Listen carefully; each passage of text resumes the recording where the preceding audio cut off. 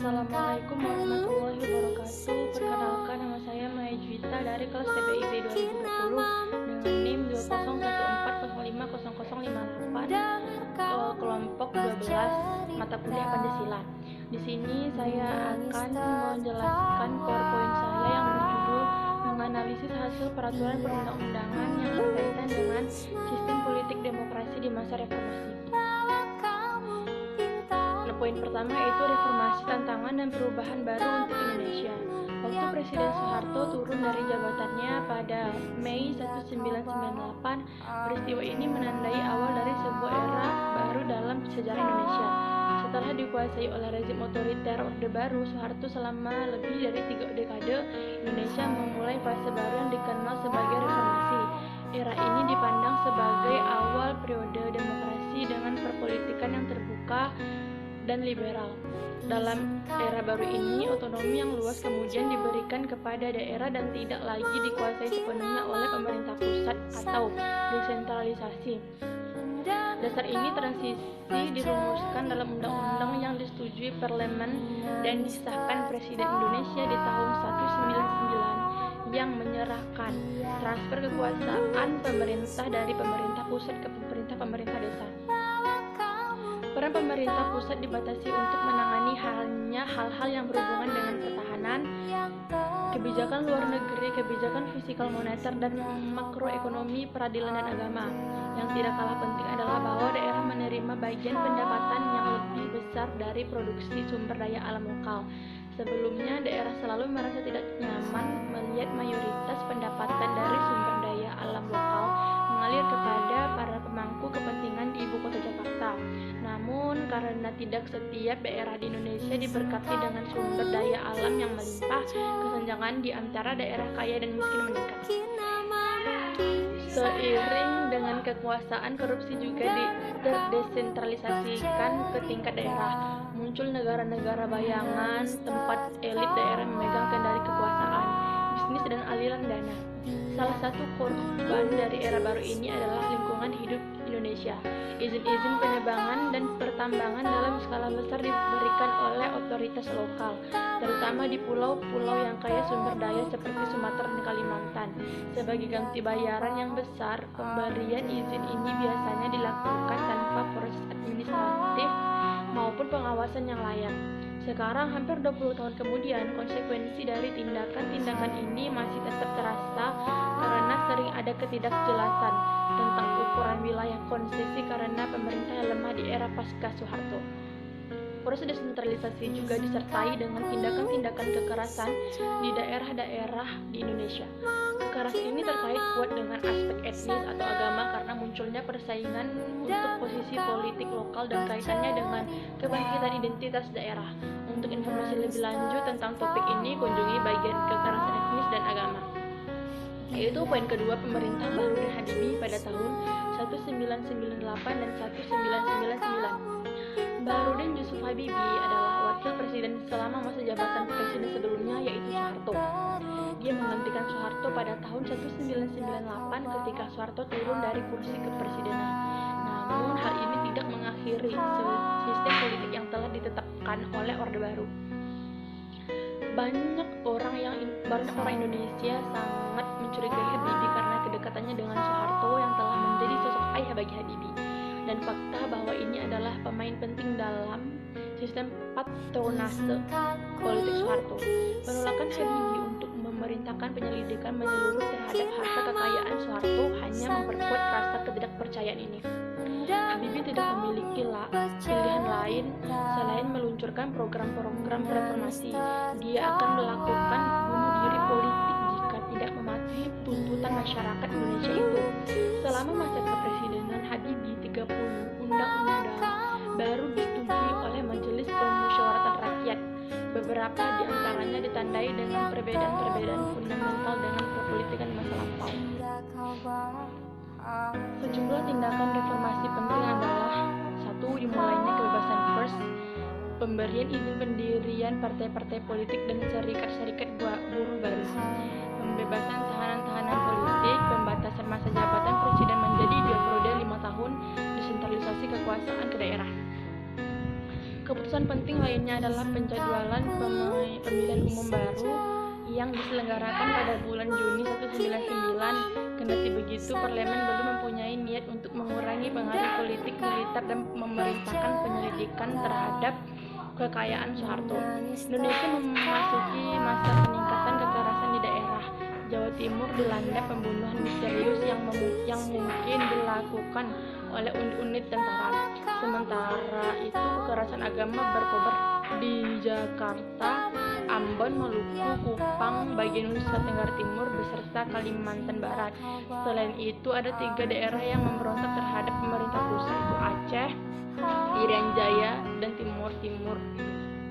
Ini semua menghasilkan kondisi yang membuat para investor asing sangat ragu-ragu untuk berinvestasi, sehingga menghambat pemulihan ekonomi Indonesia. Tidak kalah penting adalah pembersihan sektor keuangan Indonesia yang telah menjadi jantung dari krisis keuangan Asia di akhir tahun 1990-an.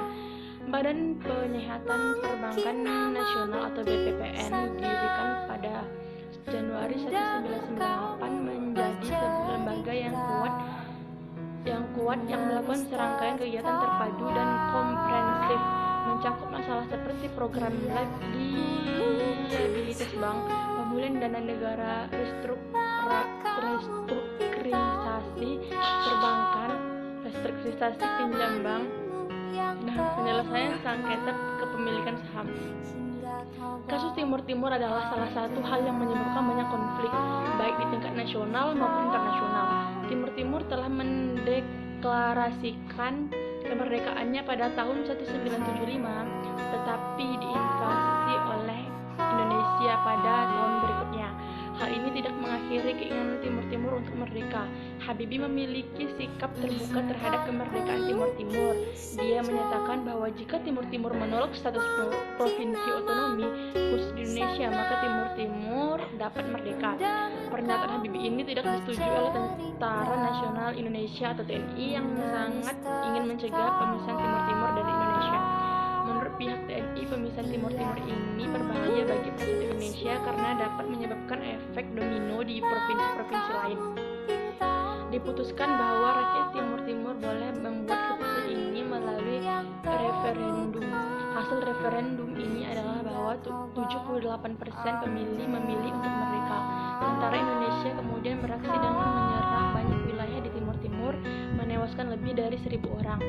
Reputasi Habibie rusak parah akibat hilangnya kendali atas situasi politik di Timur Timur. Meskipun unit tentara dan milisi sipil yang melakukan tindakan kekerasan ekstrem, Habibie secara pribadi dianggap bertanggung jawab sebagai presiden yang menjabat.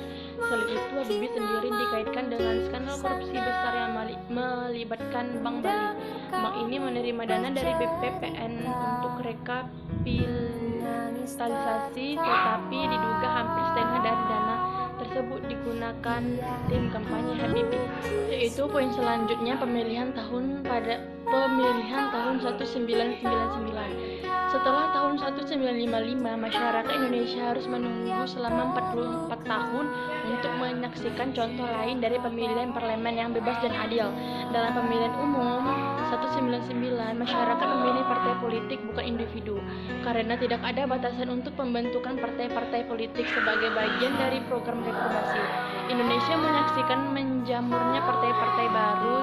Tidak kurang dari 48 partai diizinkan untuk berpartisipasi dalam pemilu tahun 1999. Meskipun sebagian besar partai-partai ini memainkan peran yang tidak signifikan. Kebanyakan partai-partai politik itu hanya bisa mengandalkan sedikit dukungan saja dari masyarakat. Dalam perpolitikan modern Indonesia, sebuah partai politik pada dasarnya adalah kendaraan politik untuk individu tertentu dan bukan lembaga yang mengekspresikan ideologi atau visi bersama. Karena hanya beberapa orang bisa mengandalkan dukungan publik selama pemilu 1999, kebanyakan partai politik ditakdirkan untuk menerima sedikit suara. Salah satu dari tokoh-tokoh tersebut adalah Megawati Soekarno Putri, putri Presiden pertama Indonesia yaitu Soekarno. Dia telah mendirikan sebuah partai baru, PDIP, Partai Demokrasi Indonesia Perjuangan. Pada tahun 1998, setelah dikeluarkan dari PDI atau Partai Demokrasi Indonesia pada tahun 1996. Karena warisan ayahnya dan perlawanannya terhadap Orde Baru menjelang akhir pemerintahan Soeharto, ia menikmati popularitas yang tinggi, terutama di Jawa dan di Bali. Mirip dengan ayahnya, dia menekan persatuan nasional dan mengampanyekan nasionalisme sekuler.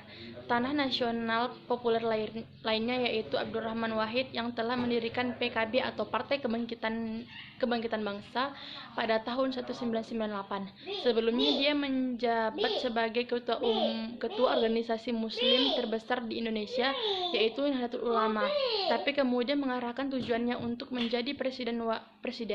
Wahid mengkampanyekan sejenis nasionalisme toleran dan mengandalkan dukungan populer dari masyarakat muslim tradisional sebagian besar di Jawa. Habibie, Presiden Indonesia menjabat, memiliki ambisi untuk mempertahankan posisinya meskipun tidak begitu populer. Dia bisa mengklaim bahwa dia telah meluncurkan program reformasi dan mendapatkan keuntungan dari mesin politik Golkar yang kuat dan yang membentang sampai ke tingkat desa. Terakhir, Amin Rais, tokoh oposisi terhadap Orde Baru Soeharto, bergabung dalam perlombaan dengan Partai Amanat Nasional dan seorang outsider yang patut diperhitungkan. Salah satu yang penting dalam pemilu ini adalah bahwa kursi di parlemen akan dibagi menjadi dua. Pulau Jawa menerima setengah dari kursi sementara separuh lainnya dibagi ke pulau-pulau lain. Hal ini dilakukan sebagai langkah untuk mengurangi posisi dominan Jawa dalam perpolitikan nasional. Namun karena Jawa memiliki kepadatan penduduk yang jauh lebih tinggi dari luar Jawa, pada dasarnya tersirat bahwa suara non-Jawa lebih kuat dibanding suara Jawa. Situasi ini akan menyebabkan konsekuensi yang luar biasa untuk pemilu ini. Cukup sekian materi PowerPoint yang dapat saya sampaikan. Kurang lebihnya dan ada salah kata saya mohon maaf. Terima kasih. Wassalamualaikum warahmatullahi wabarakatuh.